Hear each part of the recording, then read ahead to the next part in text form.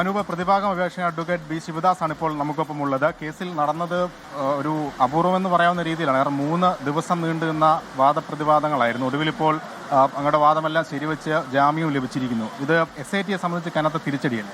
തീർച്ചയായിട്ടും. കാരണം ഈ കേസ് നമ്മൾ ജാമ്യാപേക്ഷ കോടതിയിൽ ഫയൽ ചെയ്യുന്ന അവസരത്തിൽ ജാമ്യം ലഭിക്കാവുന്ന വകുപ്പുകൾ മാത്രമേ ഉള്ളൂ.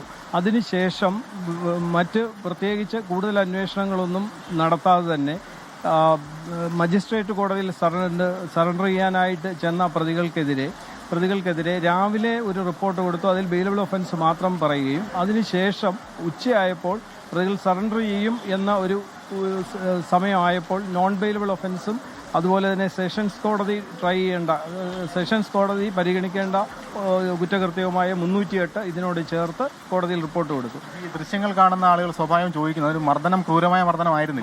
ക്രൂരമായ മർദ്ദനം എന്ന് വിഷ്വൽ കാണുന്നതിനോടൊപ്പം അത് ഗുരുതരമായ പരിക്കുകൾ ആ മർദ്ദനം മൂലം ഏൽക്കും എന്ന് ആ വിഷ്വൽസ് കണ്ടാൽ ബോധ്യപ്പെടുന്നില്ല എന്നുള്ളതാണ് അതിനകത്തെ വാസ്തവം. കാരണം ആ മർദ്ദനമേറ്റ ആ വ്യക്തികൾക്കുണ്ടായ പരിക്കുകൾ പരിശോധിച്ചാൽ തന്നെ അത് വ്യക്തമാകും. 1x1 സെന്റിമീറ്റർ ഒരു ലാസറേറ്റഡ് വൂണ്ട് എന്ന് പറയുന്ന ഒരു മുറിവാണ് ഒരാൾക്കുണ്ടായിരിക്കുന്നത്. മറ്റേ ആളിന് വിസിബിൾ നോ എക്സ്റ്റേണൽ ഇഞ്ചുറി എന്നാണ് അദ്ദേഹത്തിൻ്റെ വൂണ്ട് സർട്ടിഫിക്കറ്റിലുള്ളത്.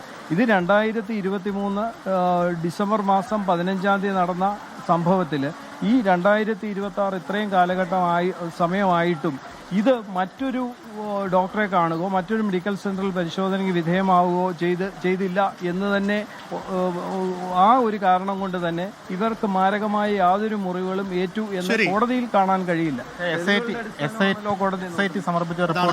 വക്കീലും ചൂണ്ടിക്കാണിക്കുന്നത് ഒരു തരത്തിലും ഇത്തരത്തിൽ ഗുരുതരമായിട്ടുള്ള കുറ്റകൃത്യം, അത്തരത്തിലുള്ള അക്രമ സംഭവം ഗൺമാന്മാരുടെ കയ്യിൽ നിന്ന് ഉണ്ടായിട്ടുണ്ട് എന്ന് തെളിയിക്കുന്ന ദൃശ്യങ്ങൾ പോലും ഹാജരാക്കാൻ പ്രോസിക്യൂഷന് സാധിച്ചിട്ടില്ല എന്നുള്ളതാണ് അദ്ദേഹം പറയുന്നത്.